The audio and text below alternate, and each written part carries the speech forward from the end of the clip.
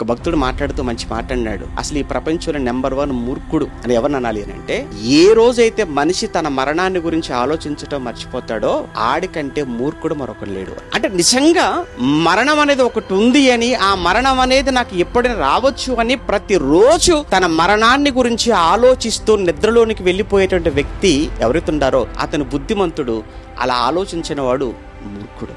ఇంకా దాని గురించి మాట్లాడుతూ, రాత్రి పడుకునే ముందు యేసు ప్రభు పలికిన 7 మాటలు, సెలవులో ఆయన 7 మాటలు పలుకుతాడు. అందులో ఆయన 7వ మాట, చివరి మాట, తండ్రి నీ చేతికి నా ఆత్మను అప్పగించుకొనుచున్నాను అంటాడు. ప్రతి క్రైస్తవుడు చేయవలసిన పని ఏంటంటే రాత్రి పడుకునే ముందు కూడా ఈ మాట పలికి పడుకోవాలి. ఎందుకంటే మన శరీరాన్ని ఎంత మంచి మంచానికి పరుపుకును అప్పగించినా లేస్తావన్న గ్యారెంటీ ఉందా చెప్పండి?